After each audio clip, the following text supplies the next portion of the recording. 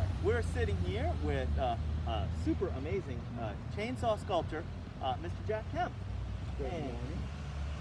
And we're hoping we'll find out a little bit about what Mr. Kemp does and how he goes about the artistic process, and we'll find a lot of neat nature things too, because we're excited about starting up this year with doing nature education with Mr. Baguette and I.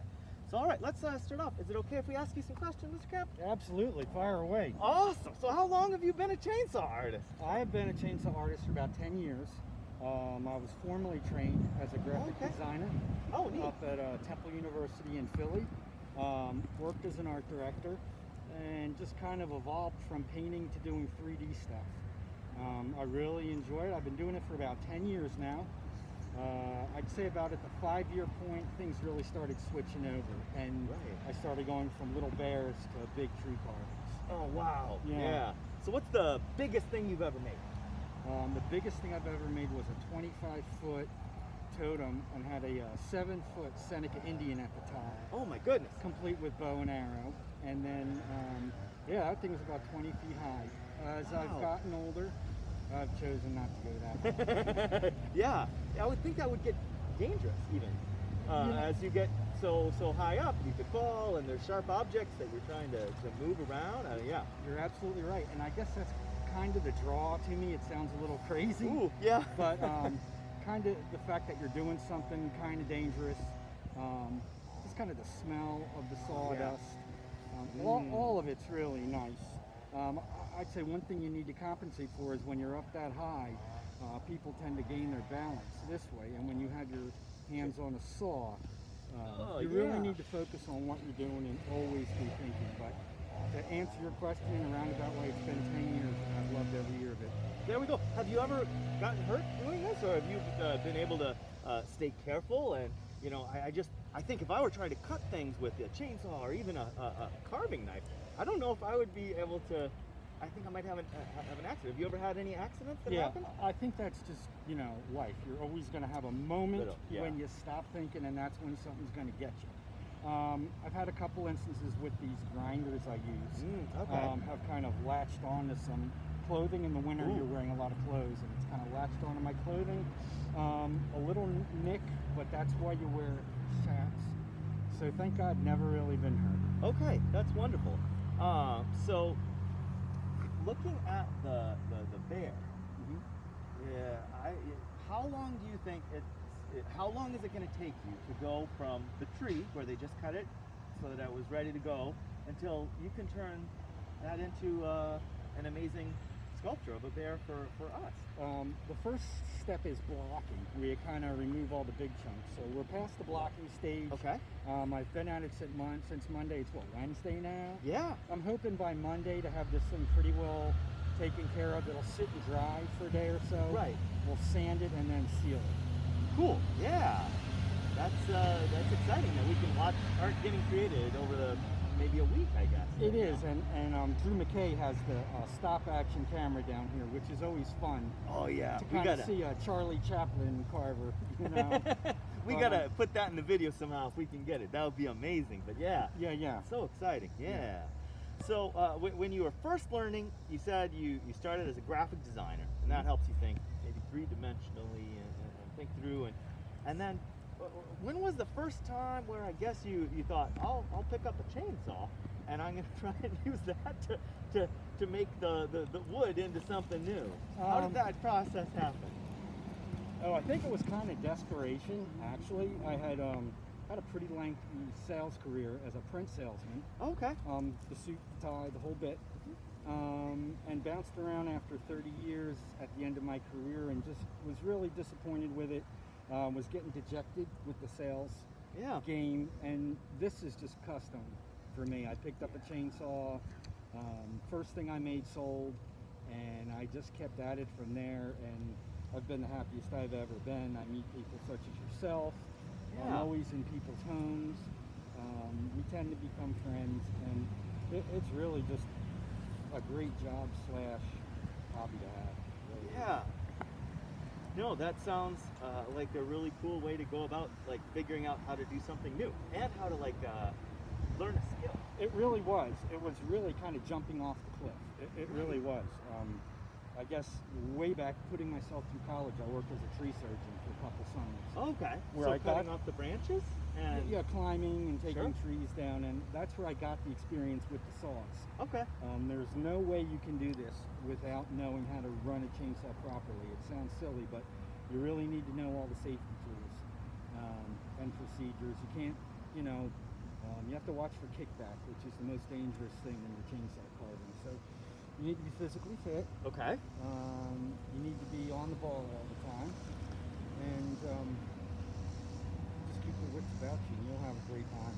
There we go. That's interesting. So if the kids ever want to learn how to do this, maybe what would you recommend that they try and start on? Because I don't think we should tell both of our students to start with the chainsaw. I think that we'll get in trouble if we say that that's a good idea. I would. I would really suggest you really need to be about 16 years old, Okay. just so physically you can handle the tool. Sure. It is very dangerous.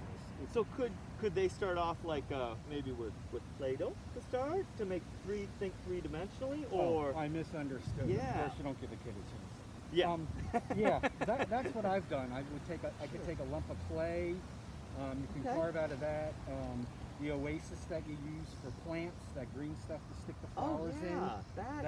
That carves cut very with a- easily, and you can sand it as well. Maybe even with a plastic knife, you could carve that It- stuff, which it's- would be great. It's very soft, and an emery board, you can shape it as well. So that's probably a good way for kids to just kind of get the spatial concept of, front, back, side, what things. Yeah, look trying to make a shape come out. I wonder if Miss Hay, our art teacher, will be thinking about some of those things. 'Cause watching you do this, I bet will inspire some of our students to at least want to try. I And- think and it's I a great exercise. Yeah, with some of those emery boards, or like you were saying with the plant pot stuff. That's very sculptable Yes. sort of things. Those are great ideas. Yeah. Awesome.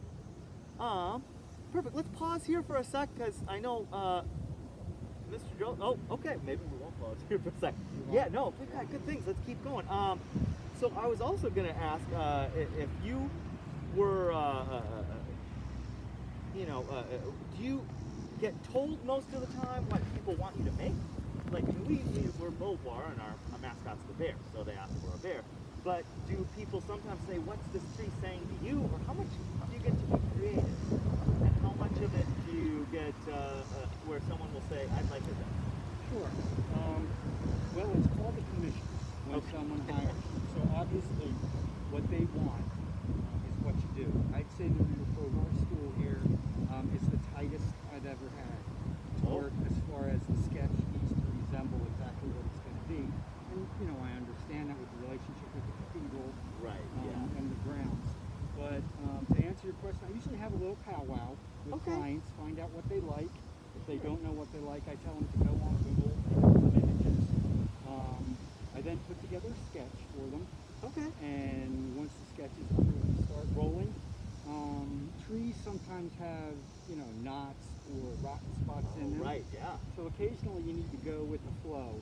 I'd say it's always a work in progress. Even your bear here, there's some undulations in the tree where I'm going to have to move things a little bit, but that's part of it. Sure. And I was going to ask too, if you're trying to make an artistic masterpiece, how did you develop your creativity to be able to think through? Was there a process that you practiced, or was it when you're trying to learn to be creative? Is there something we can give the kids that would be a good idea if they were trying to learn to be creative people too? I would say really just pay attention to imagery. On my computer, I probably have 7,000 images I call. Oh, wow. I have a folder of frogs. I have a folder of bears. I have a folder of eagles. So I'm constantly looking at imagery and really seeing what things look like. I would say look at pictures, even look at things in nature. Pick up wood and look at the rings in a tree. Look at a leaf. Yeah. And just kind of imagine what you can see in it. Look at a cloud and see what you can see in it. Me, I'm kind of, my mind's always going. I have 50 different things started and 51 things not finished. And That's a good way that's to- kind of the way it goes. Right. Flip around. So, speaking of rings in a tree, what can you tell us about the bogor tree that's been with us for so long and that the kids know so well, but as a part of our playground and for shade? Can you tell us some things about it? Obviously, it was a beautiful tree. It's got to be over 100 years old. Obviously, I don't know if you know when it was planted or not, but Have to try and see if someone has information on we're that. going to I'm not count the positive. rings and see Right. if we can figure it out ourselves. But it'd be nice to have Yeah. some sort of a historical date. And I'd say it's a very solid tree. Sometimes I'll this tree's very solid. I don't know what caused it to die. Oh, But yeah. it's a beautiful, beautiful tree, very solid, and you're going to see some very nice grain of the wood will come out when I sand it. That's when the grain will really come out. I'm not sure if we're going to put clothes on this guy or not. Oh, We may put a pants and a jacket or something on him. that would be fun. I'm not sure. Yeah. Some of the girls were talking to me about that this morning. Oh, okay. But, Interesting. I guess as all the staff Right? sees, there's questions and ideas that go with it. So it's exciting for me, and I think everybody around here is kind of jazzed by it too. Yeah. I agree. I think there's a lot of people who are super excited and we're really looking forward to seeing the beauty that it becomes. Yeah, it's a pleasure to be here in Washington D.C. and you look around and you wouldn't think you're in Washington D.C. It's just me and a tree out here in the field, and it's great for the current conditions we have with the masks we need to wear. So typically it's just me and a tree, Yeah. and I always have a nice office. Best office around. Is there any way that the kids can see the mask or some of the gear that you're wearing? Can we maybe show that to we the can kids? do a Can we little bit of take a that. little stroll over there and Let's do it. check that out? Okay, yeah, you gotta Alrighty. you gotta be And I safe guess you when guys do can keep this, so come talking, on. and I'll I'll keep the camera rolling. One of the most important things you're going to wear are these chainsaw chaps. Oh, wow. And what yeah. these do is they're basically a pair of pants, and they're going to go on and they're going to strap around. Now, what these do is, you're probably wondering how this is going to keep me from getting cut. Inside of here, there's just this material. It's almost like, just kind of like white fuzzy string. And what happens is, when the blade hits this, it gets the saw tangled and stops it. Oh, wow. Okay. So it actually stops it by kind of tangling it up. The next thing, probably, I don't know, this is probably more important because this protects your eyes, my face. Most importantly, I create so much dust, and these little fine particles get into your lungs. I didn't really understand it. I always thought you got cancer from bad chemicals. But all these little particles scratch your lungs, and then that's how you get something bad. So what I do is I wear this helmet, and it's hard, and it's got a little fan on it. So if I turn this on, oh, I'm nice and cool now. So We need to get it some keeps of me those, too. cool. It keeps me protected, so I'm breathing well and safely. Sometimes I will wear gloves, and that's about it. Oh, steel toe shoes. Oh, yeah. You gotta have steel toe shoes. You asked me before about an injury. That was actually an interesting injury. I cut my toe almost. Oh. I was working in the woods, and the saw went down, and it cut through here and hit the steel. I was just a rookie when I did that, so I've been careful since. What else can you guys? So, can you tell us the parts of the chainsaw? That might be an interesting thing to know. I don't know if there's any specialness to it, but yeah, that's an interesting looking thing. Actually, I'll show you this one. Okay. Yeah. This is the biggest one for this tree. This is a 24-inch bar. This is a scabbard, and this is what they use to protect it. This is a 24-inch bar, and what I've done is I've purchased a steel bar from Japan. This Oh, wow. is extra strong and a little bit lighter. So inside here there's a wheel, and there's a wheel here, just like your bicycle when you ride your bike, and this chain goes around, except there are these little razors on the top, which is what cuts. Normally a chainsaw will have more teeth, This is called a skip tooth saw chain. It's more aggressive, so it's more dangerous, but it's going to go through that tree faster. Oh, wow. And that's what we want to do. So why is it that it goes faster with less teeth? It's just more aggressive. Okay. All right. That's interesting. In other words, think of spokes on a bicycle, and if you spin it, All right. it's going to have a little resistance. If you took some of the spokes out, Right. it's not going to hit as many times, so it's going to spin faster. Interesting. All right. Great story. Yeah. Thank you for explaining the science to us. That, And then I guess to start, I'll show you what we do. Yeah, I'm gonna step back, but I like. This is the choke. Okay. So we choke it, we turn it on. That's the first pop. That means it's ready to go. Mostly I can do this between 2 and 3 tries. Okay, right now the blade's live. Okay. Okay? Take that off.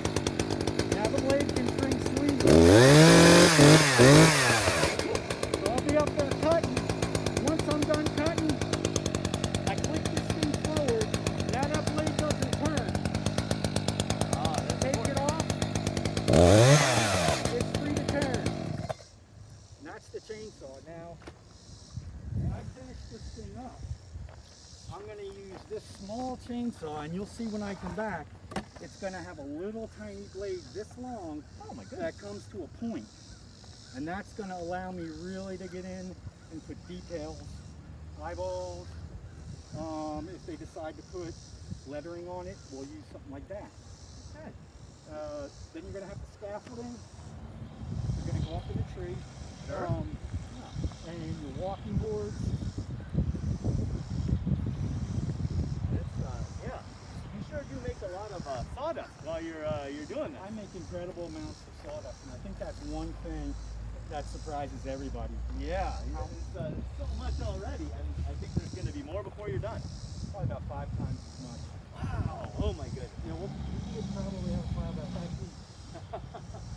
Wow. Well, we'll see. It'll make great mulch for the plants, and that's okay too. Yeah.